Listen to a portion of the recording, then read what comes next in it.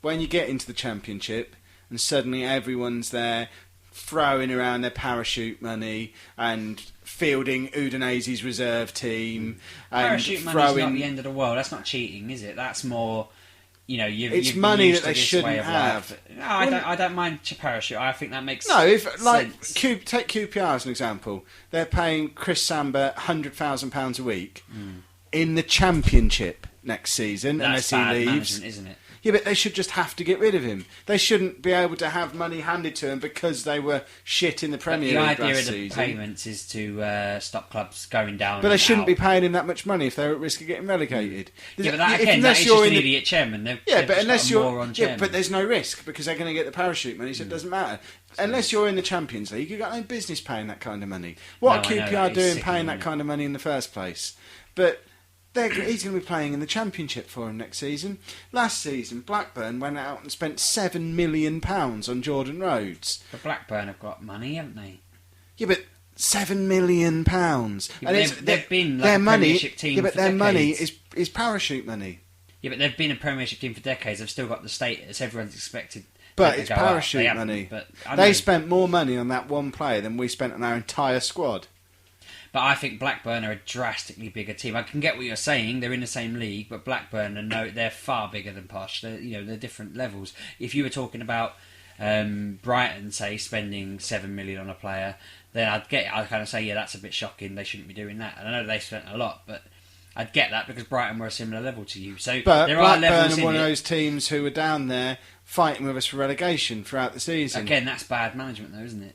Yeah, but what saved him is Jordan Rhodes scoring 30 goals for him because they could throw $7 million at him. And if they didn't have the parachute payments, they wouldn't have had £7 million to pay for him, so he wouldn't have signed for them. So we might have stood more of a chance of staying up because if they hadn't have had him knocking all those goals, they'd have been relegated. I suppose, but I still think it's there for important We had reasons. the situation, didn't we? Was it last season? When did Portsmouth get relegated into the League One? Was it last season or the season before? There was a situation where they got relegated into League One and their wage bill was still bigger than Tottenham's. That's ridiculous. That is shocking, isn't it? But again, and I bet Wolves are going to be in a similar situation next season. I bet their wage bill is massive and they're going to be playing in League One. And they'll still get their parachute payments in League One.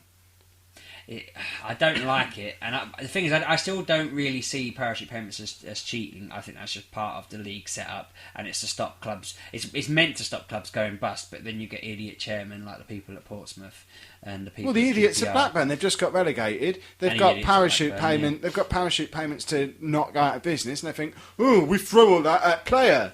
Well, no, that's not what it's for. If you've got enough left over to go and spend £7 million on a player, give some back. You don't need all that. That'd be a good idea, wouldn't it, if they could say. But then the thing is with football, you've got to be able to play well as well, haven't you, to not go completely broke and destroyed. It's kind of good. It'd be because the thing is as well, it can't make that much of a difference to the league because if you look at all the teams coming up every year for the past 7 or 8 years, you've had at least one, if not two. It doesn't necessarily affect the teams going up.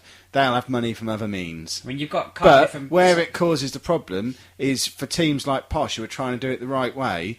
We will never be properly established in the Championship unless we throw money around that we don't have. I mean, I don't know for sure. When Hull came up, did they spend a lot the first time they came up? Yeah. Had they spent because they were nearly relegated, and then suddenly they got promoted the next season. Had they thrown money around? I thought they just had everyone throws money around. They got a loan of Fraser Campbell, didn't they? And they just did really well with him. He scored a million. You don't get him for free, do you? Well, you get him for a reason. You don't get him for millions. You get him for under $1 million normally, wouldn't you? You wouldn't get much for a loan. They had Nick Barmby as well, didn't they? Yeah, and they were clever, got promoted. Brighton didn't spend billions and millions or whatever. They just got a good team together and nearly got promoted. Palace didn't go. Brighton have got Wayne Bridge playing for him. That is weird. He's on Vicente or whatever his name is. Is Bridge there full time now? I have no idea, but I know he was playing for him last season. I mean, that guy, he's another one. He's probably on $100,000 a week playing in the Championship for Brighton. It's wrong. Manuel Almunia, both at West Ham and Watford. He was on loan at West Ham last season from Arsenal, still getting paid £60,000 a week to go and sit on West Ham's bench in the Championship. It is bizarre. It is wrong. But point I was trying to make was the teams that have come up most years have been new teams, and when they go back down, if they go back down, they're still getting that money. So it's not like it's helping the teams that have gone down. The teams that go down don't always. It might not be helping them in their promotion fight, but what it's doing is meaning there's not space for teams like Posh to shove our way in. Well, there was, I think there was 4 teams in the Championship last season who hadn't been in the Premier League. But that's because all the other ones have got promoted somehow against the fact all the others have got money. So there is still a chance for you to get promoted. Because what it suggests as well is the ones that stay down despite being handed 80 million or whatever it is, I think it's 100 million now even, they're just run by morons. So Posh could still do it if they run cleverly and have we are run cleverly. I know you are. I'm not saying you're not. I'm saying if they have a big plan in place where they aim, because again the aim was kind of to stay up for people. Also talking of cheating, and I know we have at least one Huddersfield fan as a listener. Huddersfield and Barnsley on the last day of the season. That is cheating. That is cheating. You can't blame them. I can blame them. That is cheating. Luke Steele, Barnsley's goalkeeper, was a Peterborough youth team player. Mm-hmm. And he basically relegated us by just knocking the ball around his penalty area. And now all the fans are singing, Yorkshire, Yorkshire, Yorkshire. Oh, I cannot stand cheating. And in answer to the question that we've waffled on about for so long, I wouldn't stop supporting my team in so much as I would go and support someone else, but there are so many times when I just think, you know what, I have had it with football in general. Football is pretty rotten, isn't it? I can't really get up for it this year. I'm looking at the season, I'm thinking, can't really be bothered. So I know I've said, I would go see him live, and I think it'd be completely different if I could, but part of me thinks I don't really think I can be asked. I will, though. The second it kicks off in August, I'll be there watching it, and I'll probably try and go see a pre-season or two. Going for another question because we've ranted loads there. We got all the. This is what we were probably going to bullshit about anyway. Bits out of the way. We got our kind of 2 cents. That's done. The rest can just be quick. Right, answers. Welsh Beck on Twitter. Explain the offside rule. Sheepdog, go. I never understand why this is hard to understand. He's waffling while he's looking at it. No. It's just you got the line. Of where line? The last defender is. Right. So if I'm running at the opposition... Well, you wouldn't be running, would you? Alright, if I'm strolling around, if I'm standing next to the defence... Yeah. And the whole defence step forward... Yeah. I.e. behind me... Okay. And suddenly I'm the most ahead person on the pitch. Most ahead, that's the thing. Between their goalkeeper and their defender is me... Yeah. And no one else. Okay. I'm offside. Okay, what if their goalkeeper's in front of them? Then I'm offside. Basically, if I'm past their defence when someone kicks the ball to me, I'm offside. How hard is that to get? The only time it doesn't count is if I'm off. If it's a throw on, you can't be offside. And also, if I'm standing behind their defence and they kick the ball to their own team, but I get it, or it bounces off their team and I get it, I'm not offside. If their goalkeeper. If I'm running and, I don't know, the defender gets the ball from me and passes it back to the goalkeeper, but I run and the goalkeeper kicks it and then I just head it in or whatever, that's not offside. But the amount of flaming times that has happened in the past 2-3 years to Spurs, and they've said it's an offside goal, drives me mad. The flaming linesmen don't know the rules. I don't know how hard it is to understand. You say you don't know how hard it is to understand. I've been a Peterborough United season ticket holder for 22 years. I found out something about the offside rule this season that I'd never really thought about or realised before. You know, at goal kicks, and the strikers always stood offside, and it's never called as offside. And I always thought, why the hell isn't that offside? I didn't realise it doesn't count until the ball crosses the halfway line. If the ball is being played from inside their own half, it's when it crosses the halfway line. I never knew that. 22 years, I didn't know that. So yeah, you have to be in their half. Yeah.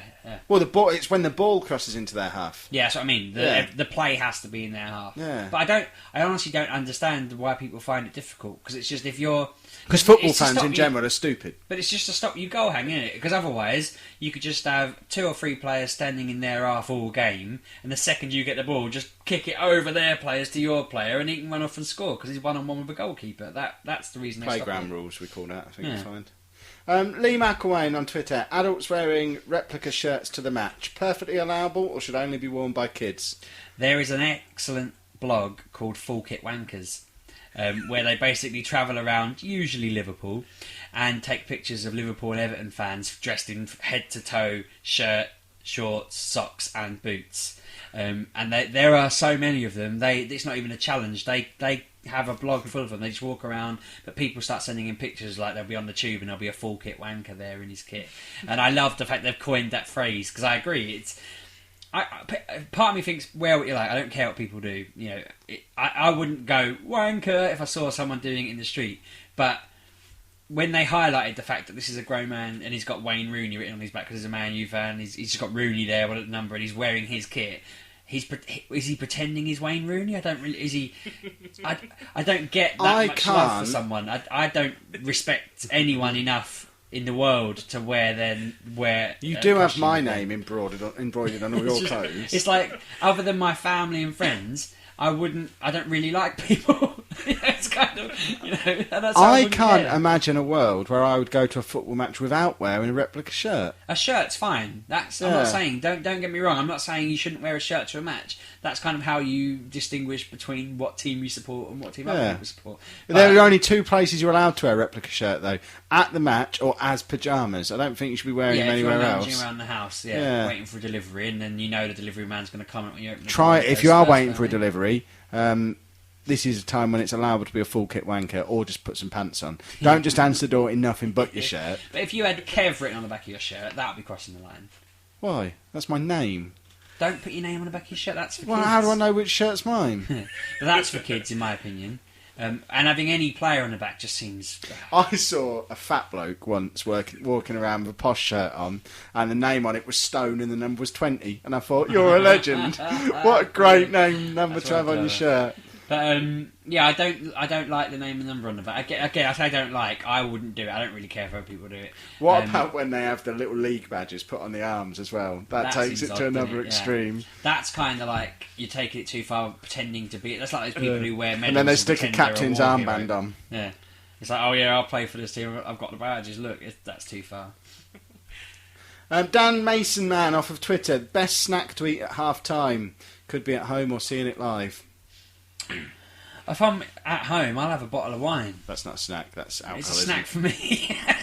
Watching Spurs. Remember, we're trying to talk about the football here, Sheepdog, not just what you do when you're at home. I remember doing that once. I drank port. Spurs were in a semi-final, I think, or quarter-final of a cup. And I had a bottle of port. And I wasn't drinking it all, but I sat there and we started losing. And I thought the glass was getting a bit fuller.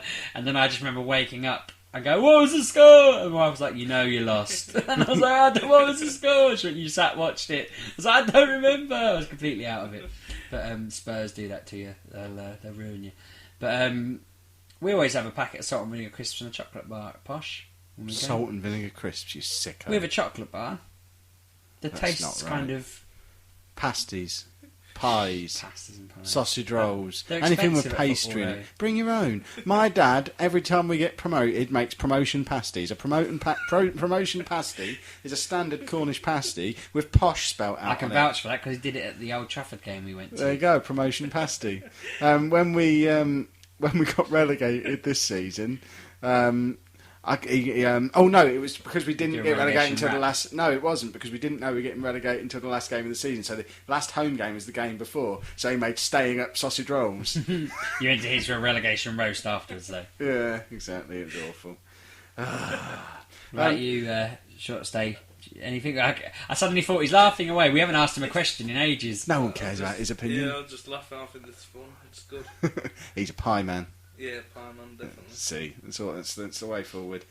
Junker Denby off of Twitter is asking, Bovril at half time, what's that all about then? I stood there at Posh just staring at Bovril thinking, why? I've got Bovril in the cupboard here. But the thing is, like I've mentioned before, I used to work as a nurse when I was younger, and they'd have a trolley full of drinks, and they'd have your normal coffee, tea, a really nice coffee that I've never been able to find one that tastes the same. So I reckon it's just gone off coffee, but it tasted really nice. Anyway, they had Bovril on there, and I couldn't figure out why, and only old ladies drank it. So I assumed that football was trying to cater for elderly ladies. I would like Bovril at half time, but I also want it to be served with a miniature Yorkshire pudding with a sausage in. So it's basically gravy, isn't it? It's like drinking gravy. I bet the Northerners like it. You like it, don't you? Because you're Northern. There you go. See, Northerners like gravy. Got a pro tip for you as a football watcher live. And it's nothing to do with Bovril. I just remembered it all of a sudden and thought I'll throw this in here at this moment.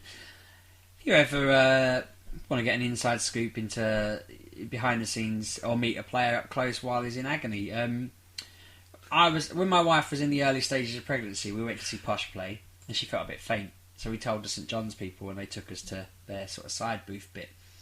And suddenly they had all these walkie-talkies going off, going, quick, there's a player injured, I've got to have to bring him in, he's going to have to come in here and get like a wound stitched up or something.